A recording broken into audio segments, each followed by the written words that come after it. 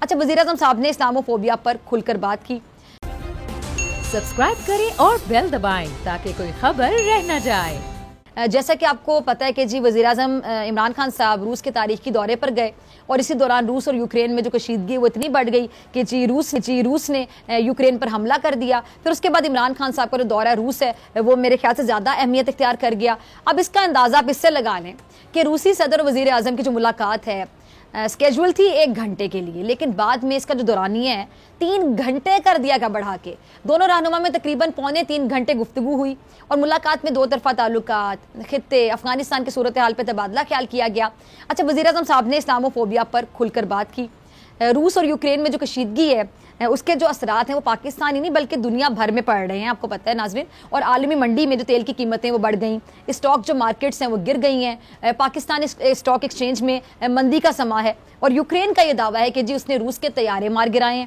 دونوں جانب سے فوجیوں کی ہلاکت کا بھی دعویٰ کیا جا رہا ہے اور غیر ملکی میڈیا کے مطابق یوکرین کے جو دیگر علاقے ہیں وہاں پہ بھی دھماکوں کی اطلاعات ہیں. یوکرین کے صدر نے کہا ہے کہ جی روس کی یوکرین میں فوجی کارروائی یورپ نے بڑی جنگ کا آغاز بن سکتی ہے. اور یوکرین کے صدر نے قوم سے خطاب نے کہا ہے کہ یوکرین اپنی سالمیت کا ہر قیمت پر دفاع کرے گا. اور صدر نے یہ بھی کہا کہ روس کے جو شہریوں پر زور دیا کہ جی وہ اپنے صدر کی جانب سے فوجی کارروائی کی مخالفت کریں اور ایسے کسی بھی اقدام کو مسترد کر دیں. اب دوسری جانب جو روسی صدر ہے پیوٹن وہ یہ کہتے ہیں کہ جی روس کو یوکرین کی جانب سے لاحق جو خطرات ہیں ان کے باعث یوکرین میں فوجی کارروائی کی جائے گی.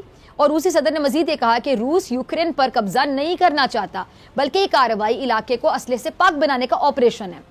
صدر پیوٹن نے خبردار بھی کیا ہے کہ جی اگر کسی نے روس کی فوجی کارروائی میں مداخلت کی کوشش کی تو اس کے نتائج اتنے سنگین ہو سکتے ہیں جو پہلے کبھی بھی کسی نے نہیں دیکھے ہوں گے. اچھا روسی صدر نے ایک الزام بھی لگایا، وہ یہ کہ جی امریکہ اور اس کے اتحادیوں نے روس کے اس مطالبے کو نظر انداز کیا کہ وہ یوکرین کو نیٹو کا حصہ بننے سے روکیں اور اس سلسلے میں ماسکو کو سیکیورٹی گارنٹی دی جائے. جبکہ امریکی صدر جو بائیڈن نے یوکرین پر حملے سے متعلق بیان میں کہا ہے کہ جی حملے کے نتیجے میں ہونے والی جو اموات ہیں اور تباہی اس کی ذمہ داری صرف روس پر عائد ہوگی اور دنیا روس کا احتساب کرے گی.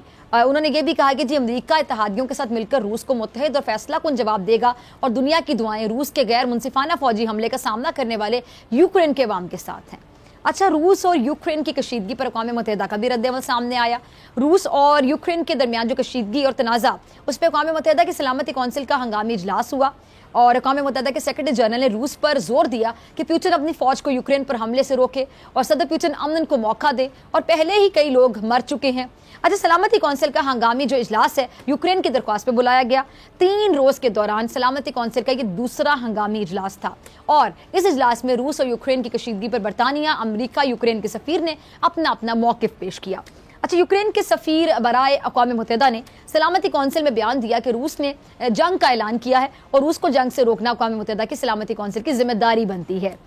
اور جو امریکی سفیر برائے اقوام متحدہ انہوں نے سلامتی کونسل میں اپنے بیان میں یہ بھی کہا کہ یوکرین پر روسی حملے کے خلاف اقوام متحدہ کی سلامتی کونسل میں آج قرارداد پیش کریں گے. جبکہ برطانوی سفیر برائے اقوام متحدہ کا اپنے بیان میں کہنا تھا کہ جی مشرقی یوکرین میں روسی فوجی کارروائی بلا اشتعال اور بلا جواز ہے. امن کی جو راہ ہے اس کو ہموار کرنا ہوگا ورنہ دنیا بھر میں اس جنگ کی وجہ سے بہت بڑا معاشی بحران پیدا ہوگا جس سے لوگوں کی مشکلات یقینی طور پہ بڑھ جائیں گی اور نظام نہیں چلے گا. اسی لیے ایسے نہیں چلے گا. سبسکرائب کریں اور بیل دبائیں تاکہ کوئی خبر رہ نہ جائے.